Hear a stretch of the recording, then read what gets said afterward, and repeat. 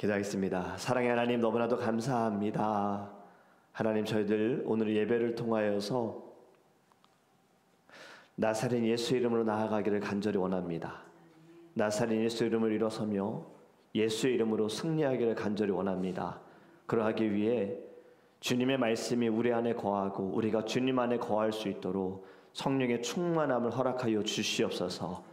오직 주님만을 의지하고 주님만을 바라보는 예배가 되게 하셔서 저희들의 오늘의 하루의 모든 삶의 자리도 오직 예수의 은혜와 사랑과 흔적이 남을 수 있도록 주님 함께하여 주시고, 어떠한 시험과 어려운 가운데에서도 말씀으로 해석하고 분별할 수 있도록 주님 우리를 새롭게 하여 주시옵소서. 감사하며 우리를 구원하신 예수님의 이름으로 기도합니다. 아멘. 오늘 우리 하나님의 말씀 함께 보겠습니다. 사도행전 3장입니다. 사도행전 3장 11절에서 16절입니다. 제가 주는 성경책은 신약성경 191페이지입니다. 사도행전 3장 11절에서 16절, 신약성경 191페이지입니다. 우리 함께 읽도록 하겠습니다. 나은 사람이 베드로와 요한을 붙잡으니 모든 백성이 크게 놀라며 달려나아가 솔로몬의 행각이라 불리우는 행각에 모이거늘, 베드로가 이것을 보고 백성에게 말하되, 이스라엘 사람들아, 이 일을 왜 놀랍게 여기느냐? 우리 개인의 권능과 경건으로 이 사람을 걷게 한 것처럼 왜 우리를 주목하느냐? 아브라함과 이삭과 야곱의 하나님 곧 우리 조상의 하나님이 그의 종 예수를 영화롭게 하셨느니라. 너희가 그를 넘겨주고 빌라도가 놓아주기로 결의한 것을 너희가 그 앞에서 거부하였으니, 너희가 거룩하고 의로운 일을 거부하고 도리어 살인한 사람을 놓아주기를 구하여 생명의 주를 죽였도다. 그러나 하나님이 죽은 자 가운데서 그를 살리셨으니 우리가 이 일의 증인이라. 그 이름을 믿음으로 그 이름이 너희가 보고하는 이 사람을 성하게 하였나니, 예수로 말미암아 난 믿음이 너희 모든 사람 앞에서 이같이 완전히 낫게 하였느니라. 아멘. 아멘. 할렐루야. 여러분, 베드로의 믿음의 선포를 하시면서 지내고 있으실 줄 믿습니다. 나사렛 예수의 이름으로 명할 때 모든 것이, 불가능한 것이 가능케 되어질 줄 믿습니다. 믿음으로 선포하셔서 여러분의 삶에도 놀라운 기적을 경험하시기를 주님의 이름으로 축복합니다. 여러분, 사람들은 본능적으로 무언가에 시선을 고정하며 살아갑니다. 아이들은 부모의 눈을 주목하며 자라고, 연인은 서로의 눈빛을 주목하며 그 마음에 담아듬습니다. 여러분은 오늘날 어디에 시선을 두고 있습니까? 뉴스의 헤드라인에 마음을 두는 사람도 있고, 세상에서 막 화려하게 빛나는 스타들, 요즘에 맥도날드에 가면은 아이들 먹는 그 해피밀, 요즘에 BTS 준다고 난리가 났더라고요. BTS 그 피규어를 준다 그래가지고 굉장히 사람들 많이 먹고, 이걸 또 원하는 거를 또 판매하는 사람들이 있는데 이렇게 막 주목을 합니다. 아니면 또 사람들은 자기 자신을 주목할 수도 있어요. 여러분, 성경은 늘 우리에게 묻습니다. 너의 시선은 지금 어디를 향하여 있는가? 오늘 본문은 한 가지 확실한 답을 줍니다. 우리가 주목해야 할 분은 예수밖에 없음을 깨닫기를 간절히 원합니다. 여러분, 나면서부터 걷지 못하는 이 사람, 걷고 뛰는 모습을 보면서 많은 사람들이 모여들었습니다. 그리고 솔로몬 행각에 모이기 시작했는데, 여러분, 솔로몬 행각은 이름이 솔로몬이 들어갔다 해서 솔로몬이 지은 것이 아니라 헤롯이 성전을 좀 이렇게 리모델링하고 좀 더 넓게 지을 때 만들어진 장소예요. 이 동쪽 벽 쪽에 기둥들이 쭉 길게 늘어져 서 있고 지붕이 덮어져 있어서, 우리가 상상하기 딱 편한 것은 복도가 있는데 지붕이 덮여져 있다라고 생각하시면 됩니다. 그늘이 있기 때문에 사람들이 이곳에 모여서 때로는 기도도 하고 서로 대화를 나누고 가르침도 받는 장소였고 토론도 하기에 좋은 공간이에요. 지금 이곳에 이제 사람들이 모입니다. 주일에 말씀을 드렸던 것처럼 기적을 통하여서 지금 사람들이 모였다. 기적은 수단일 뿐이다라는 거예요. 기적이 목적이 돼서는 안 됩니다. 지금 이 기적으로 인해 사람들이 다 모였고, 예수님께서 행하신 기적 역시 마찬가지로 말씀을 주님께서 전하시기 위하여 기적만 행하지 않으셨어요. 기적 후에는 반드시 하나님의 나라에 대해서 가르치셨어요. 회개하라, 천국이 가까이 왔느니라. 그런데 여러분, 고향 땅의 사람들은 예수님을 구주로 믿지 않았기 때문에 고향 땅에서는 기적이 일어나지 않았습니다. 예수님에게 능력이 없음이 아니라 믿음으로 말미암아 기적이 일어난다라는 것을 우리에게 보여주시는 거죠.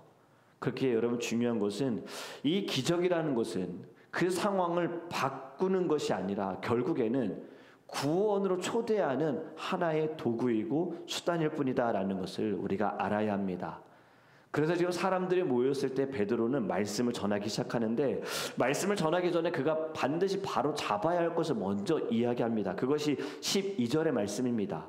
베드로가 이것을 보고 백성에게 말하되, 이스라엘 사람들아, 이 일을 왜 놀랍게 여기느냐? 우리 개인의 권능과 경건으로 이 사람을 걷게 한 것처럼 왜 우리를 주목하느냐? 이 사람에게 일어난 일들을 통해서 왜 우리를 주목하느냐? 우리가 한 것이 아니다. 성령 충만한 사람과 성령 충만하지 않은 사람의 차이가 저는 여기에서 드러난다고 봐요.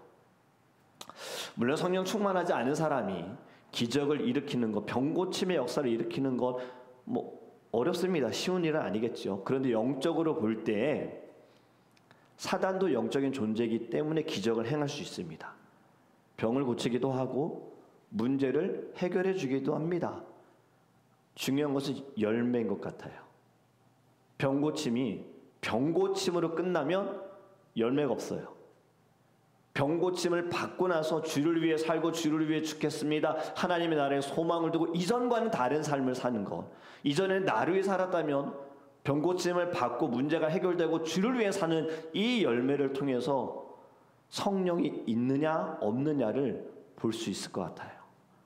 여러분, 병고침을 위하여 하나님께 기도하는 사람들이 있지요. 하나님, 저의 병을 고쳐주세요. 낫게 해주세요. 고침을 받았습니다.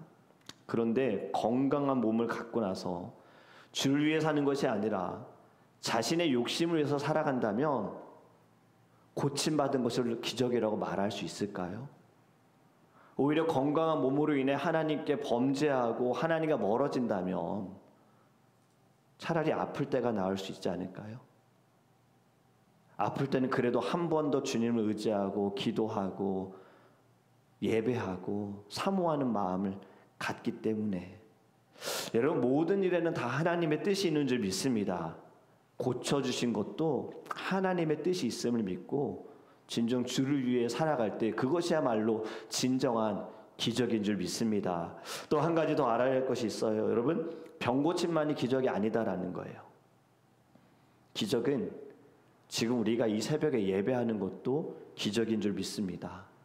어제 말씀을 준비하면서 잠들기 전에 우리 가족들이 함께 기도하면서 이런 고백을 했어요. 하나님, 이렇게 함께 잘 수 있음도 주님 축복이고 기적입니다. 사실은 매일의 삶이 은혜이고 매일의 삶이 기적과 같은 삶을 사는 거예요. 예배하기 원해도 못하는 사람이 있고, 자고 싶어도 잘 수 없는 사람이 있고, 먹고 싶어도 먹지 못하는 사람들이 있어요. 여러분의 모든 것이 다 하나님의 은혜입니다 라는 이 마음을 가지고 저에게 허락하신 오늘 이 기적과 같은 하루가 주님께 영광이 되는 삶이 되어지게 하소서, 이 마음으로 기도하기를 간절히 원합니다. 여러분, 성령 충만한 사람은요, 성령의 이 열매가 있고 그 성령의 열매는 결국엔 자신을 드러내지 않는 거예요. 지금 병고침을 통해 사람들이 주목할 때 베드로는 왜 우리를 주목하느냐, 나를 주목하지 말라는 거죠. 하나님이 받으셔야 할 주목을 중간에서 가로채지 않습니다. 앞에서 말씀드렸듯이 사람의 본능은 주목도 하지만 주목받고 싶어 합니다. 사람들에게 주목받고 싶고 관심받고 싶어 합니다. 예전에 여러분이 기적으로 사람들을 많이 고쳤던 분이 있어요. 미국의 어느 분이 이 신유의 은사를 받으셔가지고 이분이 손만 대면 막 병고침의 역사가 일어나는 거예요. 얼마나 많은 사람들이 모였을까요? 그런데 여러분, 어느 순간부터 기적이 일어나지 않아요. 이분이 손을 대도 낫질 않는 거예요. 왜 그럴까요? 고치시는 분은 하나님이시기 때문에 그렇습니다. 고치는 건 사람이 아닌 거예요. 고침도 하나님의 뜻이 있어요. 하나님의 뜻이 있으면 누군가는 나음을 입는 것이고, 하나님의 뜻이 있다면 누군가는 좀 기다릴 수밖에 없어요. 근데 이분이 다 손댄다고 막 나오는 거 아니잖아요. 근데 사람들이 주목하니까, 사람들이 모이니까 이분이 어떻게 하느냐? 연기자들을 세운 거예요. 몸이 불편한 것처럼 행동하다가 그 사람을 불러내서 그 사람에게 손을 대니 막 나은 것처럼. 이게 나중에 다 적발되지 않았습니까? 여러분, 사람들의 주목을 바라는 사람들도 있지만 주목을 받는 그 순간에 받지 못하는 것에 대해 두려워하는 사람, 고통스러워하는 것, 이것이 바로 사람의 본능입니다. 여러분, 성령 충만한 사람들은요, 본질을 잃어버리지 않습니다. 주목을 받는 순간에도 주목받아야 할 분이 누구인지를 안다라는 거예요. 여러분, 오늘날 목회자와 직분자와 교회는요, 늘 같은 고백을 해야 합니다. 능력은 사람에게 있는 것이 아니다라는 거예요.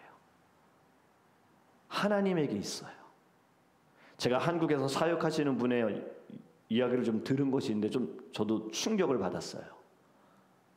한국의 큰 교회에서 한 아이가 아파서 부모님이 담임 목사님에게 기도를 받고 싶다라고 누군가에게 부탁을 하신 거예요. 왜냐하면 교회가 크다 보니 담임 목사님 만나기가 쉽지가 않거든요. 그래서 다른 부교육자를 통해서 담임 목사님께 꼭 기도 받고 싶습니다 했더니 그분이 뭐라고 했냐면 20만 원을 내라고 하는 거예요. 20만 원을 내야 기도 받을 수 있다. 이게 실제적으로 지금 경험하신 분의 고백입니다. 어느 교회인지 저는 모르겠어요.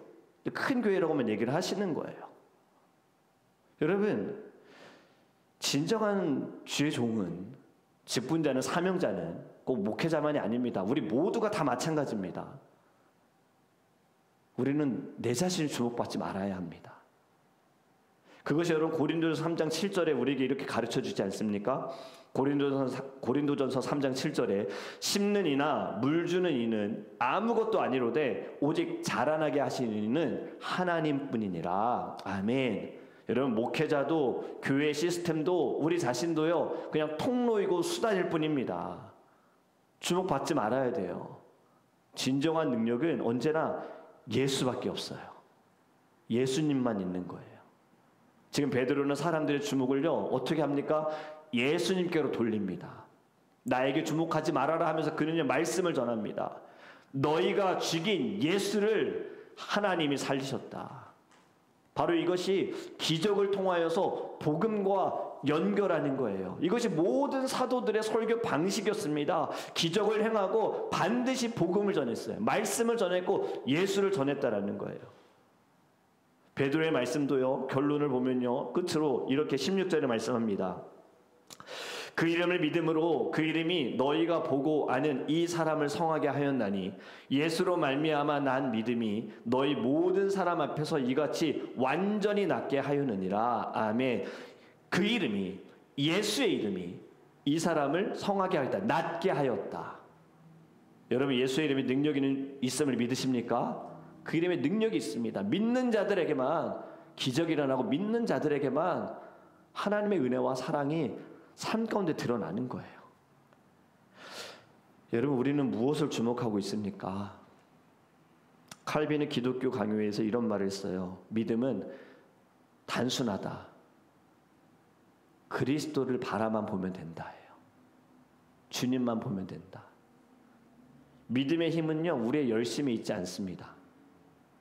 믿음의 힘은 우리의 방법에 있지도 않습니다. 믿음의 본질은 내가 지금 누구를 바라보느냐에 있다라는 겁니다. 여러분, 믿음은 예수를 바라보는 눈길인 줄 믿습니다. 지금 이 시대는요, 많은 사람들이 사람에게 주목합니다. 사람에게. 그것이 바로 유명한 설교자들, 목회자들, 화려하게 찬양하는 찬양팀들, 큰 교회들, 멋진 건물들. 저는 로이드 존스 목사님의 책에서 이런 말이 생각이 났어요. 교회의 위대함은 설교자의 카리스마에 있는 것이 아니라 오직 복음의 능력에 있다라는 거예요. 여러분, 우리는 사람에게 주목하지 말고 보이는 것에 주목하지 않기를 간절히 원합니다. 보이지 않는 예수님, 우리와 함께 하시는 주님을 바라보는 것이 진정한 믿음인 줄 믿습니다. 다른 사람에게 주목하지 않는 사람들은요, 우리의 사람의 그 본능이라는 것이 자신에게 주목하는 사람들이 있어요. 내 열심, 내 봉사, 내 경력, 내 신앙의 연수, 난 전에 이렇게 했던 사람인데, 이건 자기를 주목하는 건데, 여러분, 우리는 내 자신을 주목하지 말고 내 안에 계신 예수를 주목해야 할 줄 믿습니다. 간증도 무엇입니까? 간증을 통하여서 내가 드러난다면 간증하지 말아야 돼요. 간증도 예수를 나타내기 위해 하는 거잖아요. 다 복음을 위해서 하는 거잖아요. 그렇기 때문에 여러분, 자꾸 수단이 목적이 돼서는 안 되는 거예요. 기적은요, 표지판과 같은 거예요. 우리가 표지판을 주목합니까? 표지판은 결국에는 길을 가리키는 것입니다. 지금 예수님께서 행하신 모든 기적들, 사도행전에서 사도들이 한 모든 기적들, 결국에는 예수님을 가리키는 손가락밖에 되지 않는다는 거예요. 그렇게 오늘날 우리 교회가, 우리 성도가 주목해야 할 대상은 예수밖에 없습니다. 이것은 변하지 말아야 합니다. 히브리서 12장 2절의 말씀으로 말씀을 맺습니다. 이렇게 말씀하지요. 믿음의 주요 또 온전하게 하시는 이인 예수를 바라보자. 우리를 온전하게 하시는 믿음의 주이신 예수를 주목하시기 바랍니다. 여러분, 우리의 구원은 예수밖에 없고 교회의 주인도 예수밖에 없습니다. 오늘 우리 함께 기도하면서요, 다시 결단했으면 좋겠어요. 지금 여러분은 무엇을 주목하고 있습니까? 세상에 여러분들의 마음이 어디에 있습니까? 여러분들의 삶의 중심에 무엇이 있습니까? 주일날 우리 내 그림에 대해서 제가 보여드렸잖아요. 여러분들의 마음에는 무엇이 가장 큽니까? 금요일마다 청년들에게, 학생들에게 SNS, 유튜브 설교한 말씀을 통해서 설교한 것도 SNS를 통해서 사람들이 무엇을 주목하느냐라는 질문을 던진 거예요. 그 SNS에 사람들이, 너희들이 모르는 사람들이 볼 때 이 사람이 예수를 믿는 사람이냐 아니냐, 교회 다니는 사람이냐 아니냐, 그걸 알 수 있는지를 제가 질문했어요. 여러분의 삶은 어떻습니까? 믿지 않는 사람들이 여러분들을 볼 때 교회 다니시나요? 예수 믿으시는 분이신가요? 혹시 이런 이야기가 있나요? 여러분, 우리가 먼저 진정 예수를 주목할 때에 삶에서 드러날 수밖에 없어요. 열매는요, 빛은 감출 수가 없잖아요. 열매는 반드시 보여지잖아요.